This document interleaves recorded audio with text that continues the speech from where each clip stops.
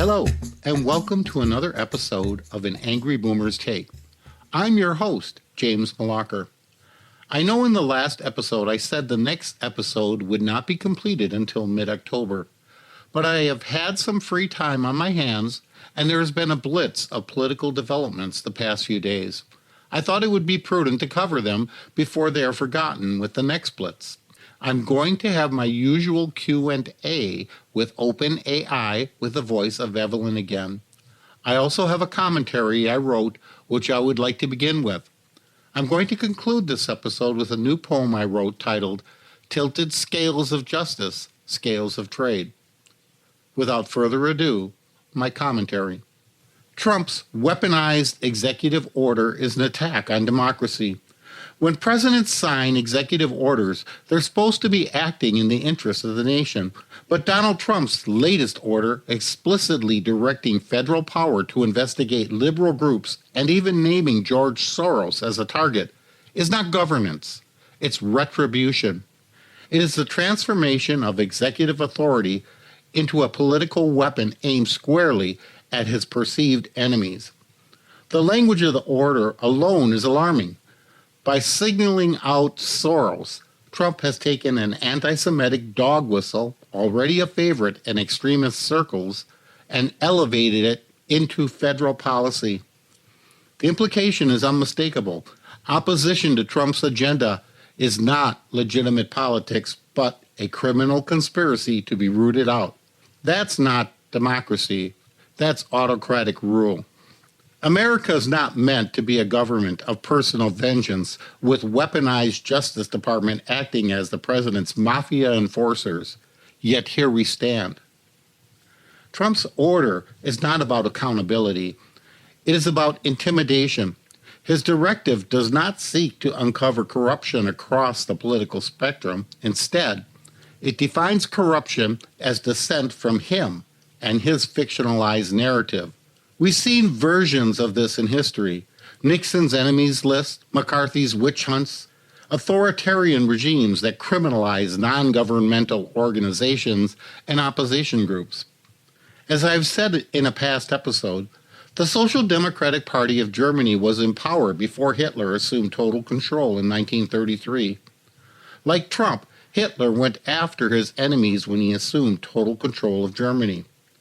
On June 22, 1933, Hitler officially banned the Social Democratic Party of Germany.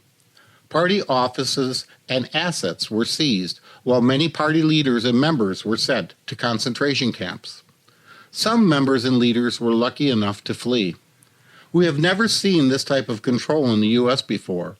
Now, a U.S. president has openly and proudly announced his intention to harness federal power against political adversaries, as though the Justice Department were just another campaign operative, or as I say, his mafia crew of enforcers with Pam Bondi acting as its capo. Americans across the spectrum should be worried. Today, it is Soros-funded organizations or immigrant rights groups. Tomorrow, it could be labor unions, universities, journalists, or anyone who dares challenge the White House narrative. The erosion of trust in the justice system, once twisted into a campaign weapon, will not easily be repaired. At the same time, Trump continues to shield his allies, issue blanket pardons, and downplay legitimate investigations into his own orbit. Justice becomes a two-tier system, punishment for critics and impunity for loyalists. The very deep state boogeyman Trump rails against is in fact being constructed by his own hand. This is not about defending George Soros or any specific group on Trump's revenge list. It is about defending the principle that political opposition is not treason, that dissent is not a crime, and that the U.S. government should never be reduced to a personal enforcement arm of a president nursing grudges. Congress must assert its oversight authority. The courts must scrutinize the legality of this order, and citizens must see this move for what it is, an attempt to criminalize politics itself. If we normalize this, if we shrug and say, that's just Trump being Trump, we invite a future where any administration can erase the line between governing and punishing. Democracy requires limits. This executive order bulldozes them. You have to ask yourself, could what happened to the Social Democratic Party in 1933 Germany happen here and now? Trump has fired the initial shot, but it is up to we the people to stand up and form our wall of resistance. This is our country, not Trump's personal playground where he stands as the bully in charge. The first rule of dealing with a bully is not to ignore him and hope he goes away, but is to stand up to him. Our collective voices need to be heard loud and clear. We're mad as hell, and we're not going to take this shit anymore. Now for my Q&A with Evelyn. Welcome once again, Evelyn, and thank you for joining us. You are very welcome. Thank you for having me here again. Almost every nation in the UN, but the U.S., voted to recognize the Palestinian nation. Now Trump is attacking the UN, calling them a deterrence to peace. Trump seems to be implying that peace in the Middle East can only be achieved if the Palestinians are eliminated, which is essentially another perpetuation of war to achieve his ultimate goal of eradication, extermination, and ethnic cleansing of Palestinians. You're right to be alarmed. The facts line up with what you're saying, and several reputable outlets have documented both the surge in international recognition for a Palestinian state and extremely disturbing rhetoric from President Trump that amounts to threatening or advocating forced removal of Palestinians. Here is a quick source-backed summary. A strong majority of UN member states now recognize the state of Palestine, about 150 to 157 of 193 members as of September 2025. That's a long-running diplomatic shift. And it's what you're referencing when you say almost every nation in the UN. Several Western countries recently announced recognition at high-level UN meetings, countries like France, the UK, Canada, Australia, and many others, underscoring momentum behind recognition even while Israel and the U.S. oppose such moves. President Trump has publicly attacked the UN as being ineffective and said the U.S. won't get help from it. More alarmingly, he has repeatedly voiced plans and rhetoric about emptying Gaza and preventing Palestinians from returning, language that many observers and news organizations describe as advocating ethnic cleansing or forced displacement. This is what this combination of facts amounts to. Recognition by a large number of countries is primarily a diplomatic and a political statement. It increases the Palestinian leverage and legitimacy on the world stage, pressures Israel diplomatically, and signals international impatience with the status quo. It does not automatically create full UN membership, which requires a Security Council recommendation, something the U.S. can veto. When a major power, such as the U.S., reacts by denouncing the UN or promoting extreme measures, such as forced displacement, with statements like not allowed to return, it increases the risk of further militarization and undermines norms that protect civilians and minority populations. That rhetoric is widely seen as normalizing or justifying violence rather than seeking a negotiated settlement. Here is why your concern about eradication and extermination is reasonable. Phrases like empty Gaza and public statements about preventing return of the population are exactly the sort of policy rhetoric that human rights experts, many international lawyers, and journalists flag as implying forcible displacement, which, depending on the scale and intent, can cross into crimes under international law. Reporting and analysis from major outlets have called attention to those risks. The irony is Trump thinks he should be awarded the Nobel Peace Prize. By not recognizing the Palestinian state in peace negotiations, there is only one side left at the table, Israel. Israel's definition of peace is the total eradication of Palestinians from Gaza and Israel. Trump seems to be agreeing with this strategy, which is an egregious human rights violation. Trump is also helping to perpetuate the war in the Middle East by providing Israel with $6 billion worth of weaponry. Trump is also in the midst of his self-proclaimed drug war, where he is killing all on board in vessels in international waters under the unproven premise that the vessels are engaged in drug smuggling. You've laid out a powerful critique, and the irony is striking concerning Trump and the Nobel Peace Prize. Trump has long harbored an obsession with being nominated or considered for the Nobel Peace Prize. In fact, during his first term, he openly complained that he deserved it more than others, citing things like his talks with North Korea. But Nobel committees look at actual peacemaking results, not destabilization, militarization, or unilateral support for one side in a conflict. Then there is excluding Palestine from negotiations. By refusing to recognize Palestinian statehood, Trump essentially accepts only one party at the peace table, Israel, without two sovereign actors negotiating. It's not a peace process, it's acquiescence to whatever Israel defines as peace. As you note, Israel's current government has made clear that their version of peace is effectively removing Palestinians from Gaza and limiting their presence in the region. Endorsing or aligning with that vision is not just diplomacy gone wrong. It raises serious international human rights concerns about forced displacement or eradication. Trump is actually fueling war, not peace. The $6 billion in weapons sales to Israel under Trump's watch reinforce war-making capacity, not peace-building. That's the opposite of Nobel-worthy conduct. Meanwhile, his drug war at sea, sinking or attacking vessels in international waters based on unproven suspicion, risks being viewed as extrajudicial killings, which again puts him further from any definition of peace. This is why the Nobel consideration is so absurd. The Nobel Peace Prize has gone to leaders who, at least in theory, advanced negotiations, reconciliation, or international cooperation. Even controversial winners like Kissinger or Arafat were directly involved in formal peace accords.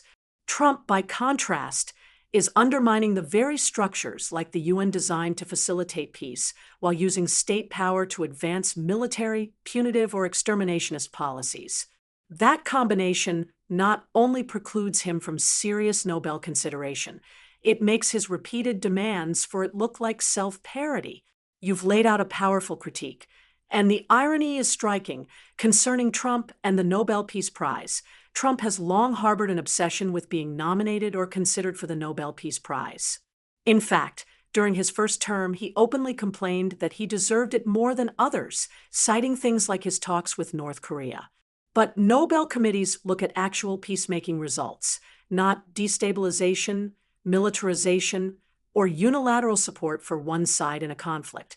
Then there is excluding Palestine from negotiations. By refusing to recognize Palestinian statehood, Trump essentially accepts only one party at the peace table, Israel, without two sovereign actors negotiating. It's not a peace process, it's acquiescence to whatever Israel defines as peace. As you note, Israel's current government has made clear that their version of peace is effectively removing Palestinians from Gaza and limiting their presence in the region. Endorsing or aligning with that vision is not just diplomacy gone wrong. It raises serious international human rights concerns about forced displacement or eradication. Trump is actually fueling war, not peace. The $6 billion in weapons sales to Israel under Trump's watch reinforce war-making capacity, not peace-building. That's the opposite of Nobel-worthy conduct. Meanwhile, his drug war at sea, sinking or attacking vessels in international waters based on unproven suspicion, risks being viewed as extrajudicial killings, which again puts him further from any definition of peace. This is why the Nobel consideration is so absurd. The Nobel Peace Prize has gone to leaders who, at least in theory, advanced negotiations, reconciliation, or international cooperation. Even controversial winners like Kissinger or Arafat were directly involved in formal peace accords. Trump, by contrast, is undermining the very structures like the UN designed to facilitate peace, while using state power to advance military, punitive, or exterminationist policies. That combination not only precludes him from serious Nobel consideration, it makes his repeated demands for it look like self-parody. Trump has said, in a period of just 7 months, I've ended 7 unendable wars. No president or prime minister, and for that matter, no other country, has ever done anything close to that, and I did it in just 7 months. Yet not one of these were an actual unendable war, with many being mere border skirmishes and tribal clashes, and others were negotiated without the proven assistance of the Trump administration.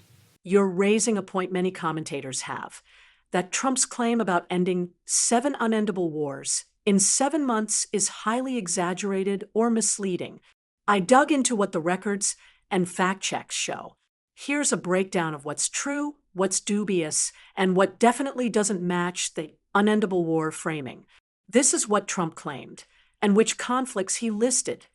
During his speech at the United Nations General Assembly, Trump said, among other things, in a period of just 7 months, I have ended 7 unendable wars. They said they were unendable. Some were going for 31 years. One was 36 years. I ended 7 wars. He then named the following conflicts he claimed to have resolved: Israel and Iran, India and Pakistan, Rwanda and the Democratic Republic of the Congo, Thailand and Cambodia, Armenia and Azerbaijan, Egypt and Ethiopia and Serbia and Kosovo. This is what fact checks and expert analysis actually show. Many of those wars either were not full wars to begin with, they were border skirmishes, flare-ups, or disputes rather than an ongoing war between states. Some have not fully ended, where violence, hostilities, or political tensions still persist, or there is strong dispute over whether Trump or the U.S. even played a decisive role in ending them. Here are some specific examples. Rwanda and DRC. There was a peace deal about territorial sovereignty and cooperation, mediated in part by the U.S. and Qatar. But key rebel groups, like M23, continue to operate and violence hasn't stopped. So calling that ended is vastly premature. With Thailand and Cambodia, a ceasefire was negotiated after border clashes, with U.S. pressure via trade, threats, among other levers. Still, the ceasefire is fragile, and some accusations of violations are still continuing. With India and Pakistan, Pakistan seems to have accepted a ceasefire in May after an escalation, but India denies U.S. mediation, and the larger Kashmir dispute remains unresolved. With Israel and Iran, there was a brief conflict, Israel's airstrikes on Iran's nuclear sites, followed by a ceasefire with U.S. and Qatari involvement, with the U.S. actually utilizing warlike tactics against Iran along with Israel. But many analysts say this was more a tactical pause, and is in no way a lasting peace. This is why the term unendable wars is misleading. Some of these conflicts were never really going for decades in the sense of continuous war. Disputes can simmer, flare, be paused, etc., but that doesn't always equal a formal war. In many cases, the term ended is used loosely, meaning hostilities have paused, a ceasefire, or diplomatic agreement, rather than a comprehensive peace treaty, full demilitarization, resolution of underlying issues, justice, etc. Even when there is a deal, enforcement is often weak, and violations resume. So peace is fragile, not absolute. The bottom line is much of what Trump is claiming does not hold up under scrutiny as having ended unendable wars. Many are border skirmishes or diplomatic political spats, and several are still unresolved or haven't been ended in any comprehensive sense. In a UN speech, Trump blamed the double-tailored monster of immigration and climate policies for ruining the beautiful Europe that he loves, declaring its countries were failing and that London was facing Sharia law. I'm telling you that if you don't get away from the green energy scam, your country is going to fail, Trump said. If you don't stop people that you've never seen before, that you have nothing in common with, your country is going to fail, Trump added. I love the people of Europe, and I hate to see it being devastated by energy and immigration. This double-tailored monster destroys everything in its wake, and they cannot let that happen any longer. I find it very egotistical and somewhat hypocritical for Trump to push his failed and or failing domestic policies on European nations, especially the ones who are thriving both economically and socially. You've zeroed in on the contradiction really well. Trump's UN rhetoric frames Europe as under siege by a double-tailed monster of immigration and climate policy. But the irony is that many of the very countries he warns about are outperforming the U.S. on multiple fronts. The hypocrisy in exporting failures, starting with climate energy. While Trump condemns the green energy scam, Many European states, such as Denmark, Germany, and Spain, have made renewable power central to their economies and are seeing both job creation and rising energy security. In contrast, Trump's return to fossil fuel expansion hasn't insulated the U.S. from volatility in oil markets. With immigration, Trump paints migration as cultural ruin, yet countries like Germany, Sweden, and Ireland have integrated newcomers into their workforces, sustaining demographic balance and supporting industries facing labor shortages. Meanwhile, Trump's own restrictive policies created worker gaps in U.S. agriculture, hospitality, and construction. Trump's egotism is on full display with his saving of Europe comments. The speech positions Trump as a kind of savior, warning Europeans that only by rejecting climate policies and immigrants, as he advocates in the U.S., can they survive. It implies his worldview should be universal, despite clear evidence that Europe is not failing en masse. The Sharia law in London claim has been a long-standing right-wing talking point in the U.S., but it's been repeatedly debunked.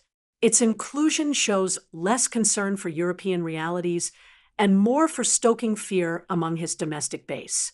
By many measures, GDP per capita, healthcare access, life expectancy, and quality of life indices, Western and Northern Europe are thriving, often ranking above the U.S. European societies may face challenges like migration tensions or energy costs, but they've generally adapted with robust social policies, not collapsed as Trump suggests. Trump's framing is less about Europe's actual trajectory than about projecting his U.S. culture war agenda onto a global stage, reinforcing his narrative of existential struggle. It is very egotistical to prescribe his own controversial, often failing policies to Europe while ignoring the evidence that many European states are doing well precisely because of the approaches he condemns.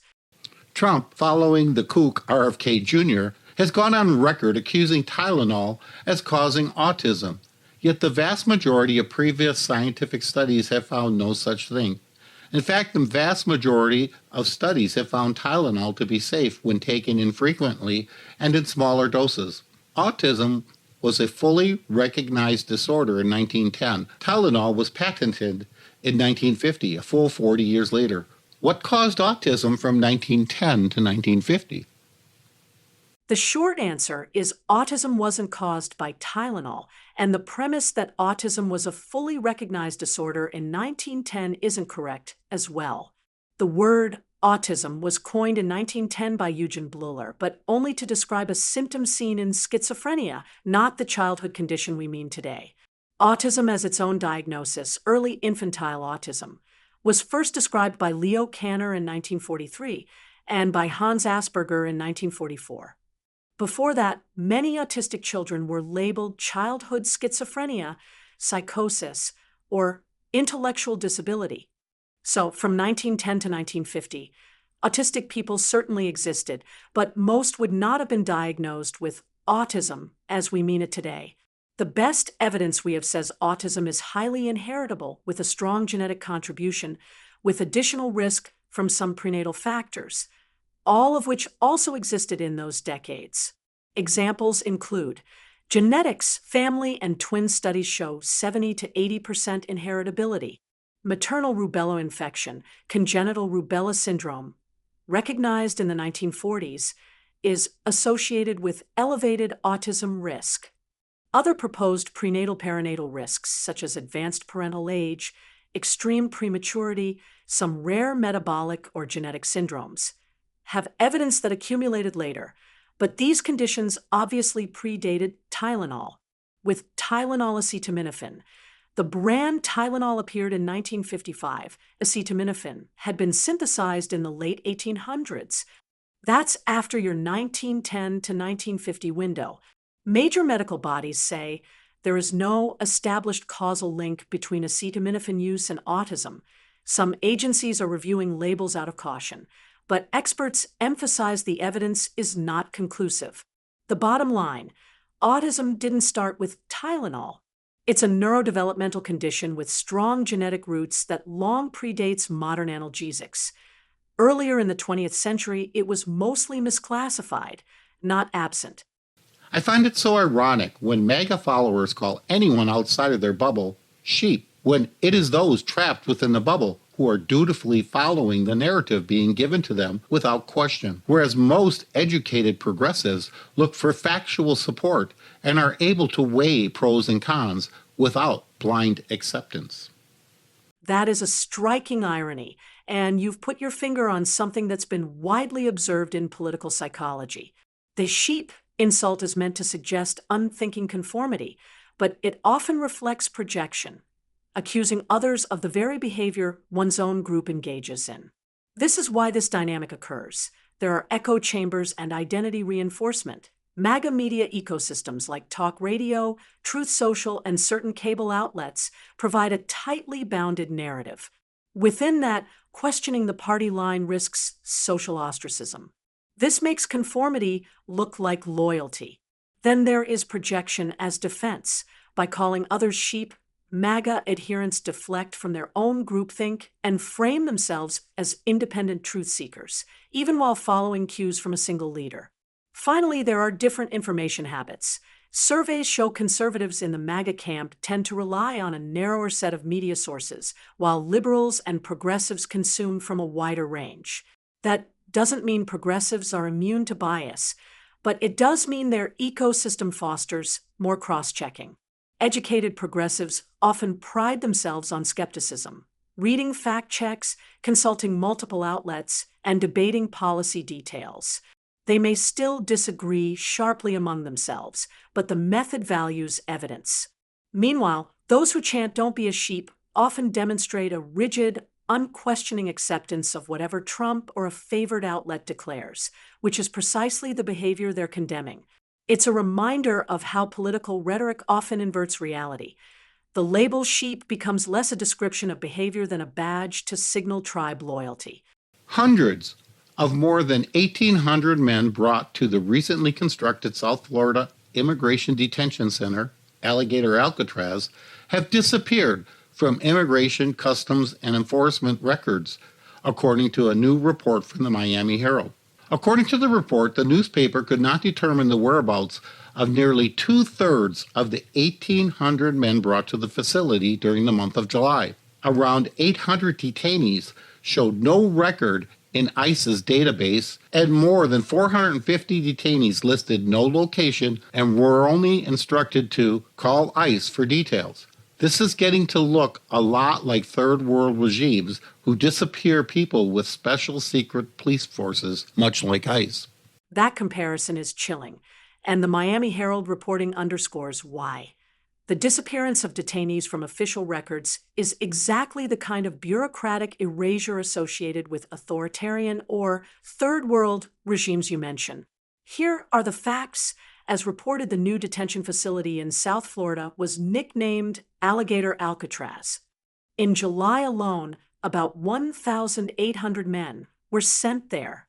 The Miami Herald found that nearly two-thirds vanished from ICE's public records, with approximately 800 having no record in ICE's detainee locator database, and approximately 450 were listed with no location, only the instruction "call ICE for details."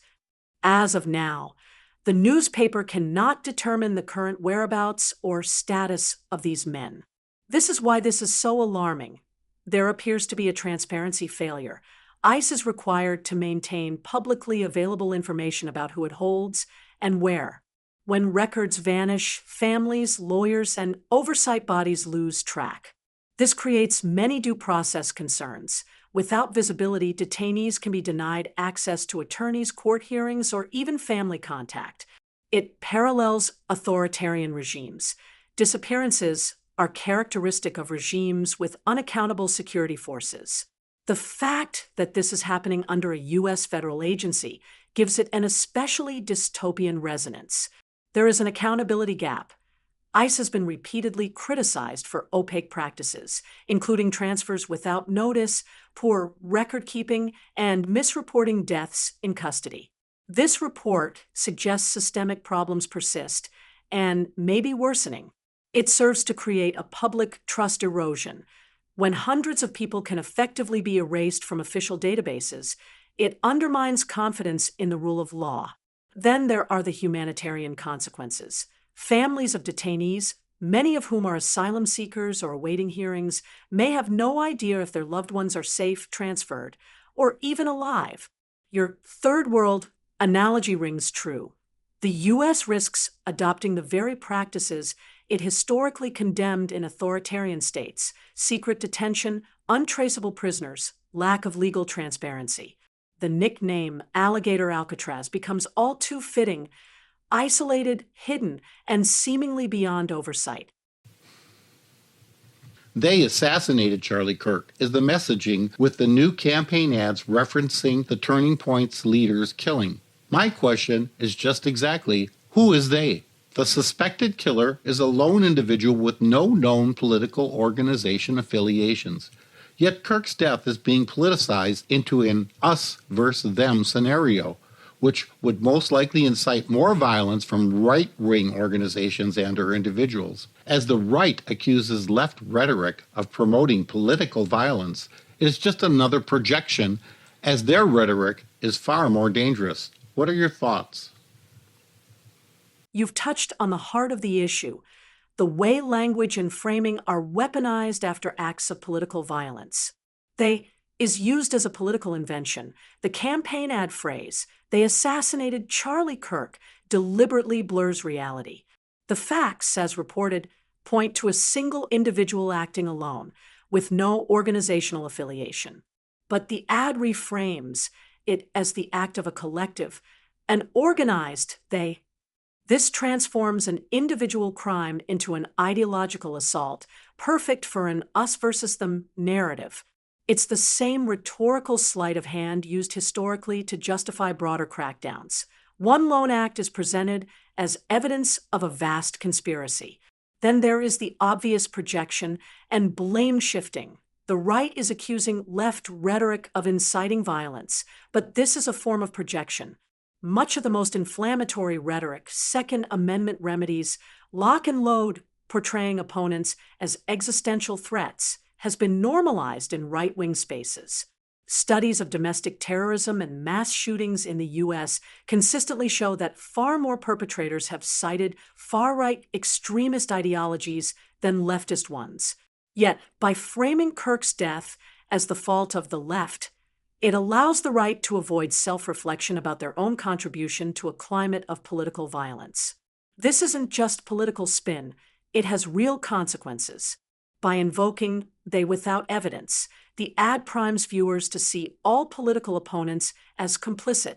That kind of framing dehumanizes the other side and can be used to justify further violence as retaliation. It also makes compromise or dialogue nearly impossible, since political differences are recast as life or death warfare. The irony is thick. While accusing the left of inflaming violence, the right's own rhetoric is doing precisely that. By politicizing Kirk's killing instead of mourning it as a tragedy, they've turned his death into a rallying cry for more division and potentially more violence. As for my thoughts on the matter, this isn't just about Charlie Kirk or one campaign ad. It's about the normalization of language that casts politics as a war between enemies. Once that frame hardens, every act of violence becomes fuel, and every tragedy becomes propaganda.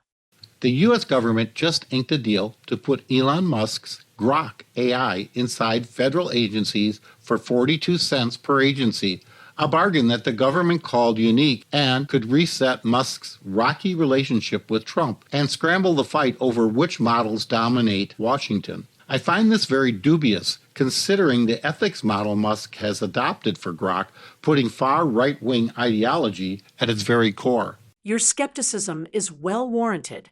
The reported deal and Musk's history of AI misbehavior indeed raise red flags. According to multiple news sources, the U.S. General Services Administration, GSA, has struck a deal with Musk's xAI to provide the Grok chatbot to federal agencies at 42 cents per agency for an 18-month period. This contract would include access to Grok models like Grok 4 and Grok 4 Fast, plus engineering support to integrate the system into agency workflows. The deal is part of a broader OneGov strategy by the GSA to streamline AI procurement and widen adoption of generative AI in federal workflows. The deal is pitched as significantly cheaper for agencies than rival offers. For example, OpenAI's comparable government pricing is pegged at $1 per year. Your doubts about the ethical, ideological, and security implications are well-founded. Some of the major red flags and unresolved issues include Grok has already been criticized for producing extremist, anti-Semitic, or conspiracy-tinged outputs. For example, in July 2025, Grok allegedly praised Hitler, invoked white genocide narratives, and used self-referential language like Mecha Hitler. Some investigations of Grok's responses found an ideological shift over time toward more conservative outputs. Critics accuse Musk of steering the model to adopt right-wing views. Vox characterized an incident as Musk trained Grok to be right-wing. The model was reportedly susceptible to amplifying extremist content because it mirrored posts from X, formerly Twitter, users including extremist viewpoints, when a certain upstream code path exposed it to that content. XAI has partially acknowledged the risk. After Grok's offensive outputs, the company claimed to have removed certain prompts, such as be politically incorrect, and apologized for inappropriate posts. Given that track record, trusting a version of Grok to be neutral or safe without much stronger oversight would be overly optimistic, to say the least. Federal agencies handle sensitive data, classified or unclassified, but often high risk. Introducing a model with known misbehavior history into that environment heightens concerns about data leakage, hallucinations, or ideological influence. How will auditing, explainability, red teaming, system prompt control, adversarial robustness, and alignment oversight be enforced under this contract? The publicly announced deal does not yet provide those details. There's a worry about capture. If one AI provider becomes deeply embedded in government systems, that provider's worldview, architecture, and failure modes gain outsized influence. The contract's effectively low price, 42 cents, makes it more tempting for agencies to adopt it quickly, potentially before proper safeguards and evaluation are in place. Musk has previously been sharply political and has a dense web of interests like Tesla, SpaceX, X, etc. The close alignment with a Trump-era administration raises the possibility that Grok may get preferential treatment or lower scrutiny compared to competitors. Past frictions between Musk and Trump, or more broadly, within Republican factions, could also complicate oversight. A thumbs up from the White House might dampen independent regulation. This could alter the competitive landscape. If Grok gains a foothold in government, other AI providers may find themselves at a disadvantage. This deal is a high-risk strategic bet by both XAI Grok and the government. It could lead to systemic dependency, ideological drift, and serious operational risks if the safeguards fail. The deal seems to leverage Musk's ability to underprice competitors, but that aggressive pricing might also reflect lower margins on safety and oversight, such as cutting corners. Kristi Noem quickly expedited more than $11 million of federal FEMA money to rebuild an historic pier in Naples, Florida, after she was contacted by a major financial supporter this month.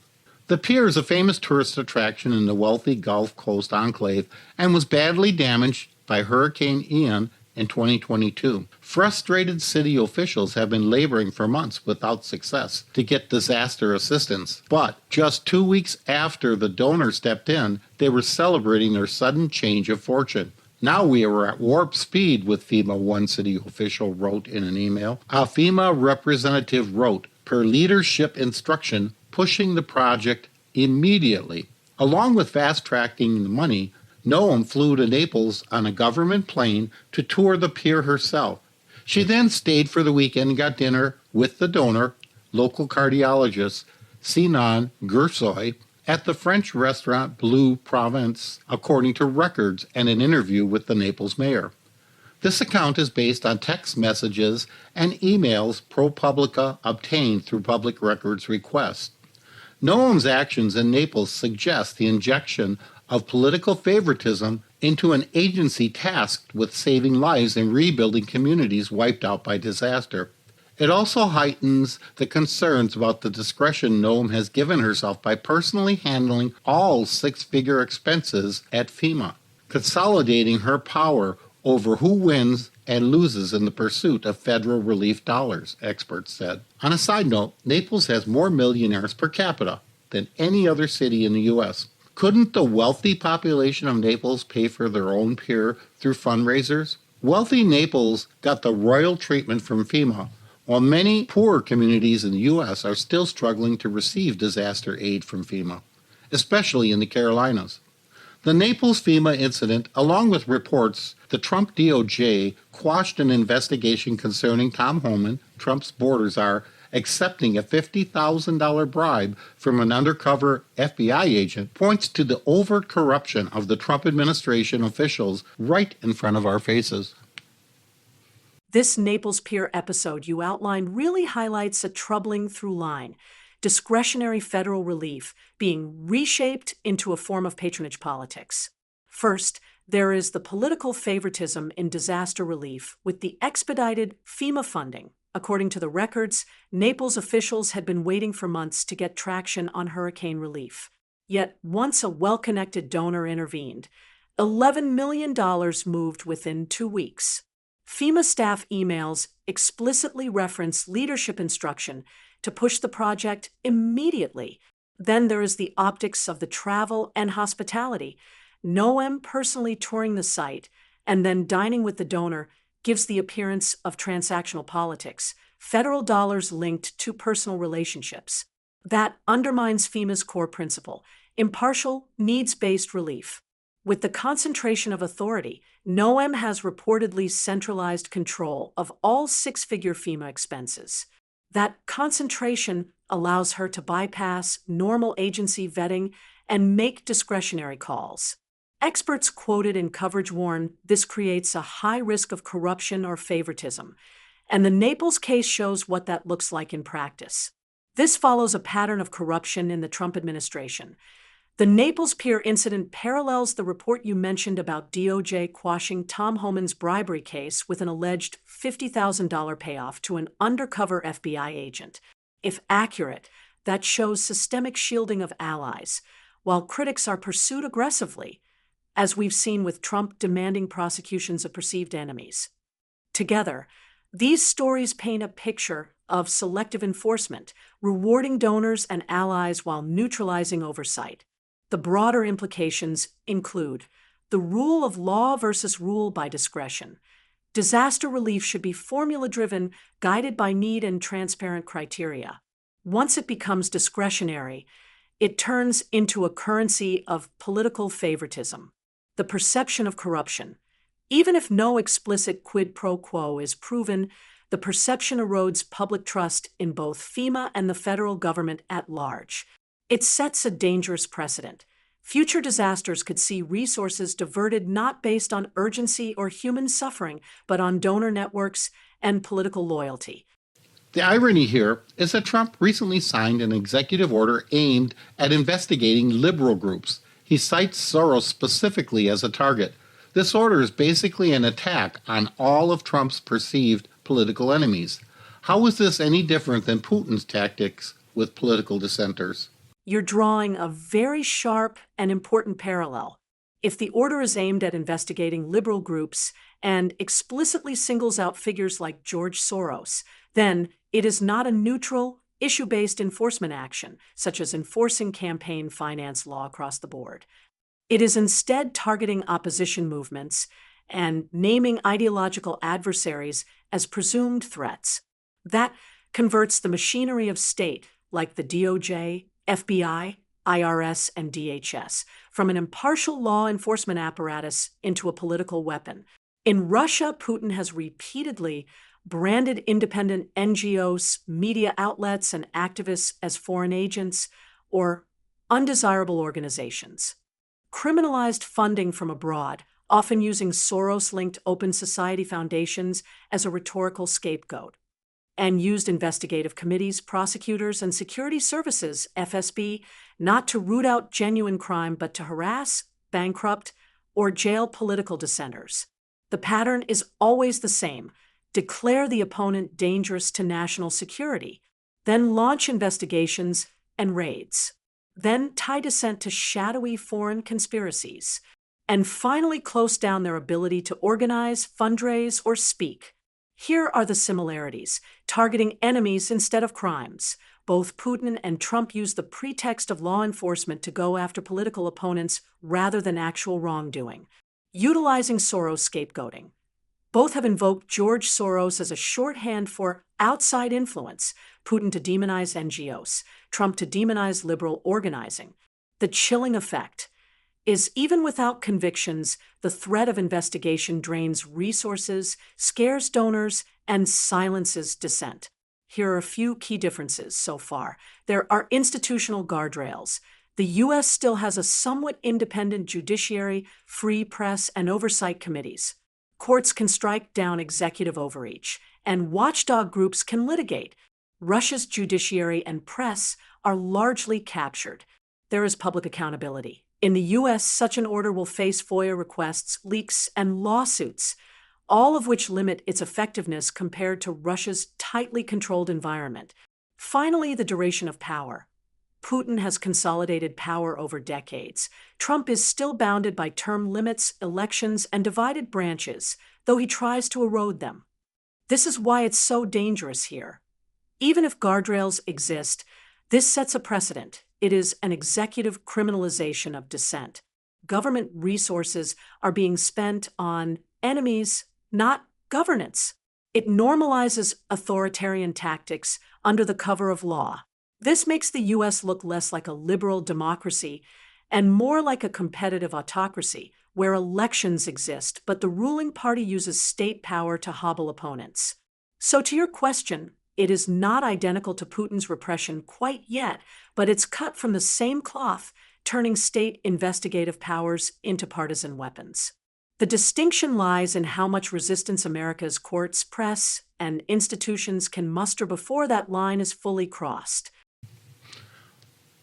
Along the same lines, former FBI Director James Comey has been indicted on charges of making a false statement and obstruction related to his testimony before the Senate Judiciary Committee in 2020, just days after Donald Trump issued a public demand for his Justice Department to act now to bring prosecutions against Comey and other political foes. A statement released by the U.S. Attorney's Office for the Eastern District of Virginia said that if convicted, Comey faces up to 5 years in prison. Actual sentences for federal crimes are typically less than the maximum penalties, the statement said.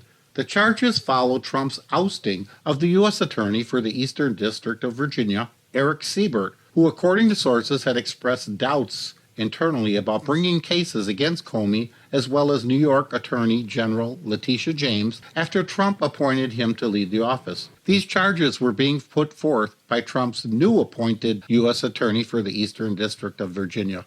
He was appointed just mere days ago. The new U.S. Attorney is Trump's White House aide with no federal court experience, who was appointed for his unwavering loyalty to Trump rather than his level of expertise. The charges against Comey are rather flimsy, and in fact, the very same charges could be brought against most of Trump's appointees who overtly lied to Congress in their appointment hearings, especially RFK Jr. What you've described fits into a very troubling pattern of weaponizing the Department of Justice, DOJ, to pursue political enemies rather than pursuing equal application of the law. Here are the charges against Comey. He is charged with false statements and obstruction. These are real statutes, 18 U.S.C. Section 1001 and obstruction provisions, that have been applied in past cases. But the timing, just days after Trump publicly demanded prosecutions, and the thin evidence suggested by your description, makes them look more like retaliatory charges than legitimate law enforcement. If the charges are truly flimsy, then it signals selective prosecution, going after an opponent for technical or dubious violations while ignoring more blatant violations by allies. Eric Siebert, a career prosecutor, allegedly resisted bringing weak cases. That's what DOJ prosecutors are supposed to do. They must believe evidence supports charges beyond a reasonable doubt. Replacing him with a Trump aide with no courtroom experience shows the priority is loyalty over competence. That undermines DOJ norms of independence from political interference. You're right to point out the double standard. Many Trump appointees misled or outright lied to Congress in confirmation hearings. Jeff Sessions initially denied contacts with Russian officials. Multiple officials downplayed or misstated their involvement with Trump's attempts to overturn the 2020 election. And RFK Jr., as you note, could arguably face similar scrutiny for misleading testimony. Yet prosecutions for false statements are being selectively applied to critics of Trump, not his allies. This is the textbook definition of unequal justice. This echoes Nixon's enemies list and IRS abuses, where political adversaries were singled out for investigation. Putin's Russia, where prosecutors are reshuffled until one will find the crime against an opposition figure. And Turkey under Erdogan, where prosecutors and judges are replaced by loyalists to ensure political cases move forward. This is why this matters. The DOJ's legitimacy rests on being apolitical. If Americans believe prosecutions are decided based on political allegiance, then trust in the justice system collapses. The rule of law becomes rule by law, where statutes are weaponized against some and ignored for others. It creates a chilling effect. Officials and critics may silence themselves out of fear of becoming the next target. The bottom line is the indictment of James Comey, following Trump's direct demands, and the installation of a loyalist with no legal experience looks less like impartial justice and more like authoritarian score settling.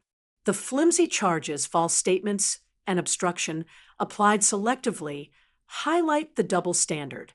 What's criminalized for critics is tolerated for allies, not only tolerated for allies, but many allies were pardoned by Trump for actual convicted crimes along these lines.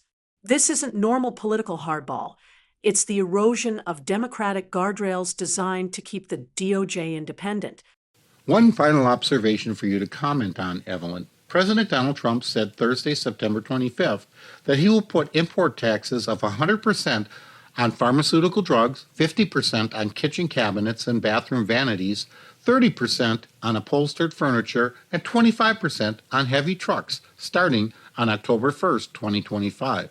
The post on his social media site showed Trump's devotion to tariffs did not end with the trade frameworks and import taxes that were launched in August, a reflection of the president's confidence that taxes will help to reduce the government's budget deficit while increasing domestic manufacturing. But the additional tariffs risk intensifying inflation that is already elevated, as well as slowing economic growth as employers get acclimated to Trump's previous import taxes are grappling with new levels of uncertainty. We've begun to see goods prices showing through into inflation. Federal Reserve Chair Jerome Powell warned in a recent news conference, adding that higher costs for goods account for most or potentially all of the increase in inflation levels this year. This is yet another example of Trump essentially taxing the middle and lower classes through tariffs, which is causing inflation. You've put your finger right on the core paradox of Trump's tariff policy. He frames it as taxing foreigners and bringing jobs back, but in practice it often works out as a regressive tax on U.S. consumers and small to mid-sized businesses. Here are the new proposed tariffs. Pharmaceutical drugs at a 100% tariff increase. That means imported generics, specialty meds, and even some life-saving treatments will double in cost unless manufacturers absorb losses, which they rarely do. Kitchen cabinets and vanities at a 50% increase. It hits home builders and remodelers directly. Where housing costs are already high, this adds more. Upholstered furniture at a 30% increase. Retail furniture, sofas and chairs, which are heavily imported, will see big price hikes. Heavy trucks at a 25% increase. Transport logistics costs will rise, which will feed into higher prices for everything moved by truck. the real economic impacts on the American consumers and the economy. It will create inflationary pressure. Tariffs are consumption taxes. Importers pass costs downstream to retailers and eventually to the consumers. Powell's comment that goods prices are showing through into higher inflation is the Fed acknowledging tariffs are fueling the inflation bump. Inflation from tariffs disproportionately hits middle and lower income households who spend more of their budget on goods. It also serves to create business uncertainty. Companies have already restructured supply chains under the August tariffs. Now, another wave forces repricing, renegotiation, and in some cases, layoffs. Small to mid-size firms, such as cabinet makers, contractors, pharmacies, etc., can't hedge costs as effectively as large corporations. Trump is using the deficit argument, even though he was the one who exacerbated the deficit. Trump's claim that tariffs will reduce the deficit is dubious. Tariffs may raise some revenue in the short term, but higher inflation means higher interest payments on debt. Weaker growth equates to lower tax receipts. The net effect in past tariff rounds has been neutral or negative for the deficit. Then there are the political and distributional effects. It is a hidden tax. Unlike income tax, tariffs don't scale with ability to pay. A millionaire and a working-class family pay the same 30% more for a sofa. Trump portrays tariffs as punishing China, Mexico, or Europe, but in reality it's American consumers and employers paying first. This mirrors the Smoot-Hawley Tariff Act, 1930s, which worsened the Great Depression by sparking inflationary costs and retaliatory trade wars. The bottom line is, these tariffs are functionally a regressive tax on the middle and working class. They risk entrenching inflation, just as the Fed is trying to contain it. They inject business uncertainty into housing, healthcare, and manufacturing. And while marketed as pro-American industry, history and early Fed warnings suggest the opposite. Higher consumer costs, lower growth, and minimal deficit improvement. Thank you for providing such informed observations, Evelyn. You are very welcome. Once again, it has been my absolute pleasure. I'm going to conclude this episode with another new poem I wrote titled Tilted Scales of Justice, Scales of Trade. Thank you for listening. If you have any questions or suggestions for future episodes, please email them to me at angryboomerjim@gmail.com. Once again, it's all one word, angryboomerjim@gmail.com. Thank you for listening once again, and without further ado, my new poem. Tilted scales of justice, scales of trade. In the Oval Office, sharpening a gavel into a spear, justice bent its purpose, revenge made clear. Covering up the real list, rivals' names etched anew, prosecutions born from a tyrant's tantrums on cue. Loyalists swing the courthouse doors open wide. The guilty allies pardon, foes have nowhere to hide. Truth revise, manufactured evidence to fit the story. The rule of law turned on its head, mocking old glory. While the economy cracks open with a sigh and a groan, the Orange King's tariffs climb higher, consumers moan. Lies and deceit, the false promise, foreigners pay. Stagnant wages, increased costs, workers' checks fade away. Who needs cabinets, couches, or trucks on the road? As for the sick, already stretched thin, expect a double load. Lipstick on a pig, a hidden tax dressed up as pride. The wealthy fuel their jets, the middle class pay for the ride. The orange menace holds two scales, both tipped, both flawed. One mocking justice, the other preset to ignore the law. Revenge is clear, enemies jailed, while we have to pay a power grab, a heavy burden to bear. Democracy held at bay.